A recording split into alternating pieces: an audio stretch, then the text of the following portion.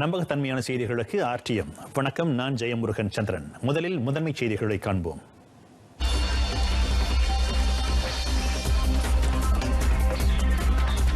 இரண்டாம் கட்ட கிராண்ட் ஹாஸ்பிரிஹத்தின் உதவி நிதி திட்டம் இம்மாதம் 7ஆம் தேதி தொடங்கி மேல்முறையீடு செய்யலாம்.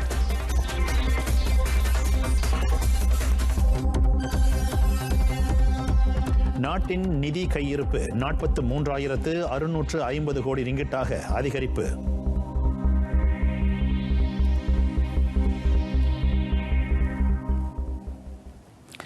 இரண்டாம் கட்ட கிராண்ட் ஹாஸ்பிரிஹத்தின் உதவி நிதி திட்டத்துக்கு இம்மாதம் 7ஆம் தேதி தொடங்கி 21ஆம் தேதி வரையில் மேல்முறையீடு செய்யலாம். அந்த உதவி நிதிக்கு விண்ணப்பித்தவர்கள் தங்கள் ஆவணங்களை சரிபார்த்துக் கொள்ளவும் மேல்முறையீட்டு பாரத்தை ஒப்படைக்கவும் ஏதுவாக அந்த வாய்ப்பு வழங்கப்படுவதாக நிதியமைச்சர் தங்கு டத்தோ ஜஃப்ருல் தங்கு அப்துல் அசீஸ் தெரிவித்தார். மேல்முறையீடு செய்ய விரும்புபவர்கள் கிராண்ட் ஹாஸ்பிரிஹத்தின் உதவி நிதி திட்டத்தின் அதிகாரப்பூர்வ அகப்பக்கத்தின் வாயிலாக அதற்காக விண்ணப்பிக்கலாம். கடந்த ஆகஸ்ட் 30ஆம் தேதி வரையில் அரசாங்கம் அங்கீகாரம் வழங்கிய நிறுவன தரவுகளை அடிப்படையாக கொண்டு தகுதி பெற்ற சிறு நடுத்தர நிறுவனங்களின் விண்ணப்பங்கள் பரிசீலிக்கப்படும். இவ்வேளையில் முதலாம் இரண்டாம் கட்ட கிராண்ட் ஹாஸ்பிரிஹத்தின் உதவி நிதி திட்டத்தின் கீழ் வழங்கப்பட்ட 255 கோடி ரிங்கிட் நிதி ஒதுக்கீட்டால் இதுவரை சுமார் 8,50,000 சிறு நடுத்தர நிறுவனங்கள் பயனடைந்துள்ளதையும் தங்கு டத்தோ ஜஃப்ருல் சுட்டிக்காட்டினார். கோவிட்-19 தொற்றால் பாதிக்கப்பட்ட சிறு நடுத்தர தொழில் முனைவர்களுக்கு உதவ கிராண்ட் ஹாஸ்பிரிஹத்தின் உதவி நிதி திட்டத்தின் வழி ஒரு முறை மட்டுமே 3,000 ரிங்கிட் வழங்கப்படுகிறது. நாட்டில் மேலும் 1,472 பேருக்கு கோவிட்-19 தொற்று உறுதிப்படுத்தப்பட்டுள்ளது. அவர்களில் 891 பேர் ஸ்லாங்கூர் மாநிலத்தைச் சேர்ந்தவர்கள் என சுகாதார தலைமை இயக்குநர் தான் Sri doctor Noor Hisham Abdullah தெரிவித்தார். ஸ்லாங்கூர் மாநிலத்துக்கு அடுத்து அதிகமான தொற்று சம்பவங்கள் சபா, நெக்ரி செம்பிலான், ஜொஹோர் ஆகிய மாநிலங்களில் பதிவாகின. சபாவில் 267 பேரும், நெக்ரி செம்பிலானில் 146 பேரும், ஜொஹோரில் 68 பேரும் தொற்றால் பாதிக்கப்பட்டுள்ளனர். கடந்த 24 மணி நேரத்தில் 1,552 பேர் தொற்றிலிருந்து குணமடைந்து வீடு திரும்பினர். இந்த எண்ணிக்கை புதிதாக தொற்றால் பாதிக்கப்பட்டவர்களை விட குணமடைந்தவர்களின் எண்ணிக்கை அதிகம் என்பதை காட்டுவதாக தான் ஸ்ரீ டாக்டர் நூர் ஹிஷாம் கூறினார். 120 பேர் தீவிர சிகிச்சை பிரிவில் சேர்க்கப்பட்டிருக்கும் வேளை அவர்களில் 44 பேருக்கு சுவாச கருவிகள் பொருத்தப்பட்டுள்ளன. கடந்த 24 மணி நேரத்தில் 3 தொற்றால் உயிரிழந்த தகவலையும் தான் ஸ்ரீ டாக்டர் நூர் ஹிஷாம் ஓர் அறிக்கையின் வாயிலாக வெளியிட்டார். நடமாட்ட கட்டுப்பாட்டு உத்தரவை மீறிய 311 பேர் நேற்று கைது செய்யப்பட்டனர். அதில் 306 பேருக்கு அபராதம் விதிக்கப்பட்டுள்ள வேளை 5 தடுத்து வைக்கப்பட்டதாக பாதுகாப்பு விவகாரங்களுக்கான மூத்த அமைச்சர் டத்தோ ஸ்ரீ இஸ்மாயில் சப்ரி யாக்கூப் ஓர் அறிக்கையின் வாயிலாக தெரிவித்தார். முகக்கவசம் அணியாத குற்றத்திற்காக மிக அதிகமாக 97 பேர் கைது செய்யப்பட்டனர். அதனையடுத்து தூர இடைவெளியை பின்பற்ற தவறியதற்காக 75 பேர் கைதானதை டத்தோ ஸ்ரீ இஸ்மாயில் சப்ரி யாக்கூப் உறுதிப்படுத்தினார். வாடிக்கையாளர்கள் தங்களின் சுய விவரங்களை பதிவு செய்ய தேவையான கருவிகள், பாரங்கள் ஆகியவற்றை தயார் செய்ய தவறியது, கேளிக்கை மையத்தை உட்படுத்திய நடவடிக்கைகள், நிபந்தனைகளுடன் கூடிய நடமாட்ட கட்டுப்பாட்டு உத்தரவு விதிக்கப்பட்டுள்ள மாநிலங்கள் அல்லது மாவட்டங்களை அனுமதியின்றி கடந்து சென்றது ஆகிய குற்றங்களும் அதில் அடங்கும். இதனிடையே ஆப் பென்தெங் சோதனை நடவடிக்கையின் வாயிலாக 14 கள்ளக்குடியேறிகள் கைது செய்யப்பட்ட வேளை அவர்களிடமிருந்து 3 படகுகளும் வாகனம் ஒன்றும் பறிமுதல் செய்யப்பட்டன. நாட்டின் எல்லை பகுதிகள், குறிப்பாக குறுக்கு பாதைகள் வழி நாட்டிற்குள் நுழைய முற்படும் தரப்பினருக்கு எதிராக கடும் நடவடிக்கை எடுக்கப்படும் எனவும் அமைச்சர் எச்சரித்தார். குழந்தைகளுக்கான தேசிய தடுப்பூசி திட்டத்தின் கீழ் அபாயகரமான தொற்றுகளை கட்டுப்படுத்தும் ஆற்றலை கொண்ட நியூமோகாக்கல் தடுப்பூசி இன்று தொடங்கி வழங்கப்படும். சுகாதார அமைச்சின் கீழ் உள்ள அனைத்து சுகாதார கிளினிக்குகளிலும் அந்த தடுப்பூசி இலவசமாக குழந்தைகளுக்கு போடப்படும். ஒவ்வொரு ஆண்டும் இந்த தடுப்பூசியால் 5 லட்சம் குழந்தைகள் பயனடைவார்கள் என எதிர்பார்க்கப்படுகிறது. இவ்வாண்டு ஜனவரி 1ஆம் தேதியிலிருந்து பிறந்த குழந்தைகள் இந்த தடுப்பூசியை பெற தகுதி பெற்றுள்ளனர். அதோடு 3 முறை இந்த தடுப்பூசி போடப்படும் என சுகாதார அமைச்சர் டத்தோ ஸ்ரீ டாக்டர் அடாம் பாபா தெரிவித்தார். குழந்தை பிறந்த 4வது, 6வது, 15வது மாதத்தில் இந்த தடுப்பூசி வழங்கப்படும். இதனிடையே அதே காலகட்டத்தில் பிறந்த குழந்தைகள் 5 மாதம் அல்லது அதற்கும் மேற்பட்டு இருந்தால் அல்லது கோவிட்-19 வைரஸ் தொற்று தாக்கத்தினால் தாமதமாக தடுப்பூசியை பெற்றவர்கள் ஆகியோருக்கு சுகாதார அமைச்சின் ஆலோசனைக்கு ஏற்ப அந்த தடுப்பூசிகள் வழங்கப்படும். நியூமோகாக்கஸ் கிருமியால் ஏற்படும் தொற்று நோயை தடுக்க இந்த தடுப்பூசி உதவுகிறது. இந்த தடுப்பூசி குழந்தைகளுக்கு பாதுகாப்பானதாகவும் பயனுள்ளதாகவும் இருப்பதாக டத்தோஸ்ரீ டாக்டர் ஆடாம் பாபா கூறினார். 2017ஆம் ஆண்டு 17,446 குழந்தைகள் நியூமோகாக்கல் நோய் தொற்றால் பாதிக்கப்பட்ட வேளை கடந்த ஆண்டு அந்த எண்ணிக்கை 19,773ஆக அதிகரித்தது. அதனை தடுப்பதற்கு நியூமோகாக்கல் தடுப்பூசி உதவும் என டத்தோஸ்ரீ டாக்டர் ஆடாம் பாபா கூறினார். பஹாங் ரவுப் தாய் குழந்தை நல சுகாதார கிளினிக்கில் தேசிய அளவிலான நியூமோகாக்கல் தடுப்பூசி திட்டத்தை தொடக்கி வைத்த பின்னர் அமைச்சர் செய்தியாளர்களிடம் பேசினார். 2030ஆம் ஆண்டுக்குள் எய்ட்ஸ் நோயிலிருந்து முற்றாக விடுபட்ட நாடாக மலேசியாவை உருவாக்கும் அரசாங்கத்தின் இலக்கை நனவாக்க அனைத்து தரப்பினரும் முழு ஒத்துழைப்பு வழங்க வேண்டும். அதன் வாயிலாக அந்நோயை கட்டுப்படுத்த முடிவதோடு எய்ட்ஸ் நோயாளிகளுக்கான சிகிச்சை முறைகளையும் மேம்படுத்த முடியும் என சுகாதார அமைச்சர் டத்தோஸ்ரீ டாக்டர் ஆடாம் பாபா நம்பிக்கை தெரிவித்தார். எய்ட்ஸ் நோயையும் அது தொடர்பான இதர விவகாரங்களையும் களைய அரசாங்கத்துடன் பொதுமக்கள், அரசாங்க தனியார் துறைகள், அரசாங்க சார்பற்ற அமைப்புகள், நிறுவனங்கள் ஆகியவை ஒத்துழைத்து செயல்பட வேண்டும். இவ்வாண்டுக்கான அனைத்துலக எய்ட்ஸ் விழிப்புணர்வு தினத்தின் அனைத்துலக சமூகத்தின் ஒற்றுமை நமது கடப்பாடு எனும் கருப்பொருளுக்கு ஏற்ப அது அமைந்துள்ளதை டத்தோஸ்ரீ டாக்டர் ஆடாம் பாபா சுட்டிக்காட்டினார். ஆண்டுதோறும் இன்றைய நாள் டிசம்பர் 1ஆம் தேதி அனைத்துலக எய்ட்ஸ் விழிப்புணர்வு தினமாக அனுசரிக்கப்படுகிறது. எய்ட்ஸ் நோயை முற்றாக வேறறுக்கும் இலக்கோடு அனைவரும் செயல்பட வேண்டும். 1985ஆம் ஆண்டு தொடங்கி எய்ட்ஸ் நோயை முறியடிக்க நாட்டில் மேற்கொள்ளப்பட்டு வரும் முயற்சிகள் யாவும் ஆக்ககரமான பலனை கொண்டு வந்துள்ளதாக டத்தோஸ்ரீ டாக்டர் ஆடாம் பாபா தெரிவித்தார். இணைய காணொலி வாயிலாக தேசிய அளவிலான இவ்வாண்டுக்கான அனைத்துலக எய்ட்ஸ் விழிப்புணர்வு தினத்தை தொடங்கி வைத்து அமைச்சர் உரையாற்றினார். மேலவை செய்திகள். இவ்வாண்டு செப்டம்பர் 30ஆம் தேதி வரை நாட்டின் மொத்த நிதி கையிருப்பு 43,650 கோடி ரிங்கிட் அல்லது 10,500 கோடி அமெரிக்க டாலராக பதிவு செய்யப்பட்டுள்ளது. அந்த தொகையை கொண்டு சுமார் 8.4 மாதங்களுக்கு நிலுவையில் உள்ள இறக்குமதி நடவடிக்கைகளை ஈடு செய்ய முடியும் என நிதி துணை அமைச்சர் டத்து அப்துல் ரஹீம் பக்ரி தெரிவித்தார். குறுகிய கால அடிப்படையில் இதர நாடுகளிலிருந்து மலேசியா பெற்ற கடனுதவியின் மதிப்பை காட்டிலும் அந்த கையிருப்பு தொகை 1.1 மடங்கு அதிகமாகும். அதே சமயம் கடந்த ஆண்டு இறுதியில் பதிவு செய்யப்பட்ட 10,360 கோடி ரிங்கிட் கையிருப்பு நிதியுடன் ஒப்பிடுகையில் அது 140 கோடி ரிங்கிட் அதிகமாகும். அந்நிய செலவாணி கையிருப்பு, அனைத்துலக நிதியகத்தின் நாணய கையிருப்பு அடைவு நிலை, சிறப்பு வெளியீடுக்கான உரிமம், தங்கம் உட்பட ஏனைய சொத்துடைமைகளை நாட்டின் நிதி கையிருப்பு உட்படுத்தியுள்ளது. இவ்வாண்டு அக்டோபர் வரையில் நாடு முழுவதும் பூர்வ குடிமக்கள் வசிக்கும் பகுதிகளில் 61 தொலைத்தொடர்பு கோபுரங்கள் நிர்மாணிக்கப்பட்டன. பூர்வ குடிமக்கள் தொலைத்தொடர்பு இணைய வசதிகளை பெறுவதிலிருந்து விடுபட்டு விடாமல் இருப்பதை உறுதி செய்ய அந்நடவடிக்கை மேற்கொள்ளப்பட்டது.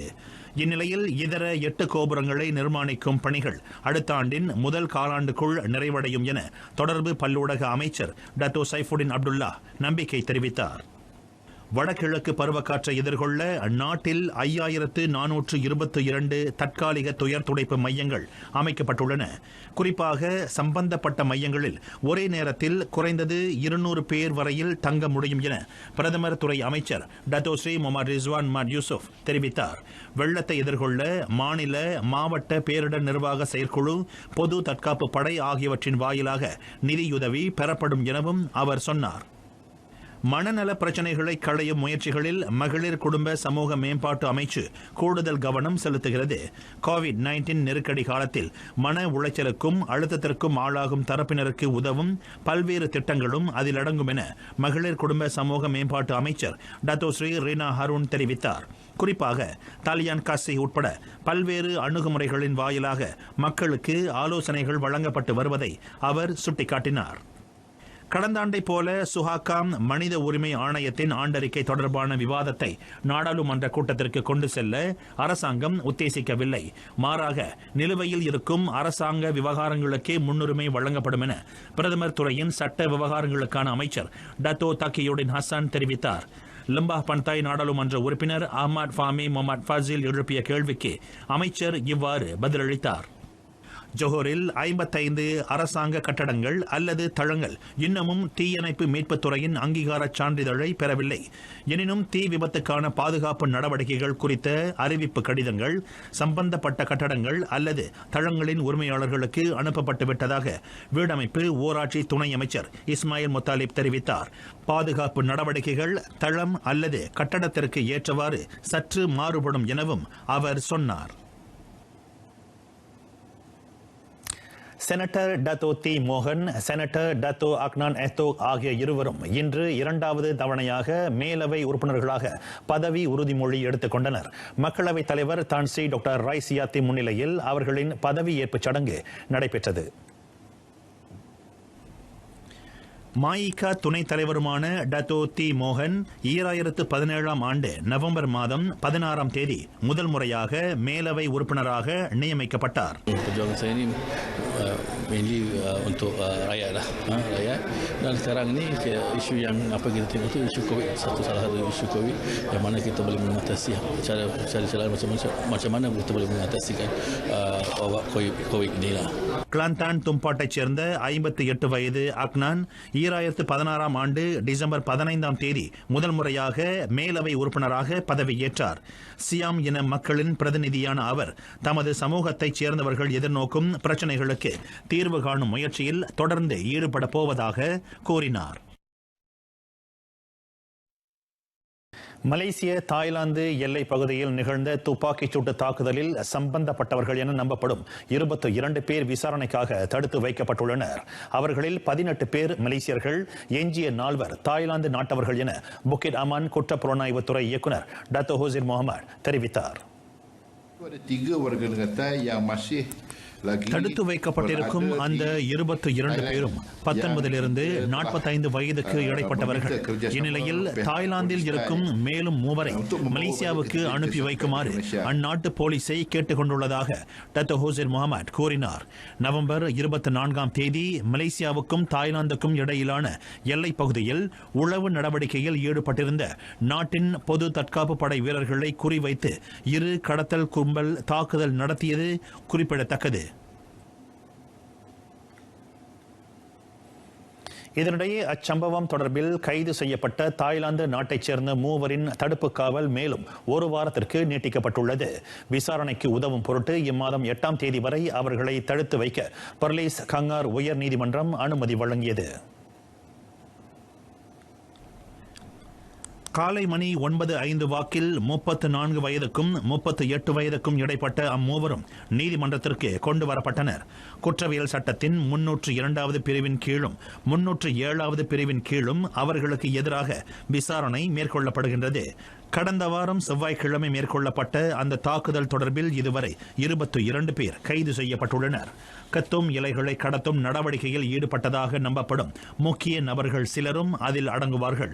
கடந்த மாதம் 24 தேதி பர்லேஸ் படாங் பசார் எல்லை பகுதியில் மேற்கொள்ளப்பட்ட துப்பாக்கிச் சூட்டு தாக்குதலில் 54 வயது சர்ஜன் பஹாருடின் ரம்லி உயிரிழந்த வேளை 39 வயது சர்ஜன் நொரிஹான் தாரி பலத்த காயங்களுக்கு இலக்கானார்.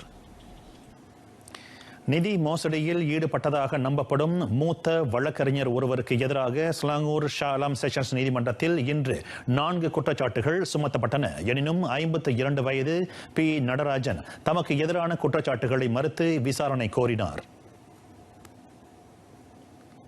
PTPK திறன் மேம்பாட்டு கடனுதவி கழகத்தின் நிதியை முறைகேடாக பயன்படுத்திய நபர் ஒருவரை மலேசிய ஊழல் தடுப்பு ஆணையம் கைது செய்யாமல் இருப்பதை உறுதி செய்வதாக கூறி அவரிடமிருந்து 67,000 ரிங்கிட்டை மோசடி செய்ததாக பி நடராஜன் குற்றச்சாட்டை எதிர்நோக்கியுள்ளார்.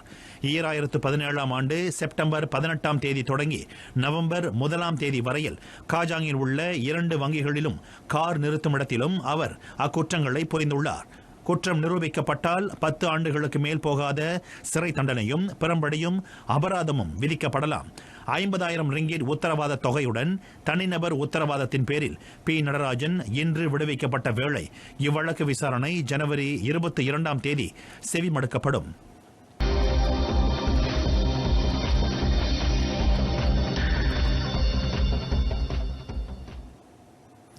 பிஜே சிட்டி காட்பந்து கிளப்பின் முன்னாள் பயிற்றுனர் கே. தேவன் நெகிரி செம்பிலான் அணியின் 2021 பருவத்துக்கான புதிய பயிற்றுனராக பொறுப்பேற்க உள்ளார். அதனை நெகிரி செம்பிலான் மாநில காட்பந்து சங்கம் அறிக்கை ஒன்றின் வாயிலாக உறுதிப்படுத்தியது. நெகிரி செம்பிலான் காட்பந்து சங்க நிர்வாக செயற்குழு உறுப்பினர்கள் நடத்திய நேர்முக தேர்வின் மூலம் 59 வயது கே. தேவன் அந்த புதிய பொறுப்புக்கு தகுதி பெற்றார். தேவனின் பரந்த அனுபவத்தின் வாயிலாக பிரீமியர் லீக் அணியான ஹாபின் ஜாங் ஹாபின் அடுத்த ஆண்டு சூப்பர் லீக் போட்டிக்கு தகுதி பெறும் என நெகிரி செம்பிலான் காட்பந்து சங்க தலைவர் துன்கு சைட் ரஸ்மான் நம்பிக்கை தெரிவித்தார். மேலும் அவ்வணியை தேவன் 2வது முறையாக வழிநடத்த உள்ளார். 2005-2006 பருவத்துக்கான சூப்பர் லீக் போட்டியில் அவனி வெற்றி கிண்ணத்தை கைப்பற்ற தேவனின் வழிநடத்தல் பெரும் உறுதுணையாக இருந்ததை துன்கு சைட் ரஸ்மான் சுட்டிக்காட்டினார். ஸ்லாங்கூர் அணியை வழிநடத்திய சமயத்தில் 2009 FA கிண்ண போட்டியின் வெற்றியாளராக அவனி மகுடம் சூட தேவன் வகுத்த வியூகமே முக்கிய காரணமாக விளங்கியது. தொடர்ந்து 2005-2009 ஆண்டுகளில் அவர் சிறந்த பயிற்றுனருக்கான விருதையும் வென்றுள்ளார். 2022ஆம் ஆண்டு ஜோஹர் சுக்மா விளையாட்டுப் போட்டிகள் நடைபெறவுள்ள அரங்குகள் அல்லது தளங்களை பராமரிக்க 64,50,000 ரிங்கிட் ஒதுக்கப்பட்டுள்ளதாக மாநில ஆட்சிக்குழு உறுப்பினர் டத்தோ ஆன் ஹாஃபிஸ் காசி தெரிவித்தார். குறிப்பிட்ட சில அரங்குகள் அல்லது விளையாட்டு தளங்கள் பயிற்சி மையங்களாக பயன்படுத்தப்படும். அதனால் அவற்றை பராமரிக்க சம்பந்தப்பட்ட அமலாக்க தரப்புடன் பலமுறை பேச்சுவார்த்தை நடத்தப்பட்டுள்ளதாக டத்தோ ஆன் ஹாஃபிஸ் காசி சொன்னார். எனினும் 2022ஆம் ஆண்டுக்கான சுக்மா விளையாட்டு போட்டி தொடர்பான முடிவு நடப்பு தொற்று நிலவரத்தை அடிப்படையாக கொண்டே எடுக்கப்படும் எனவும் அவர் சொன்னார். ஜோஹர் மாநில சட்டமன்ற கூட்டத்தில் முன்வைக்கப்பட்ட கேள்விகளுக்கு டத்தோ ஆன் ஹாஃபிஸ் காசி இவ்வாறு பதிலளித்தார். பிற்பகல் மணி 1:30க்கு மை ஃப்ரிவியூ அலைவரிசை 123 தமிழ் செய்தியை கொண்டு வருகிறோம். மீண்டும் சந்திப்போம்.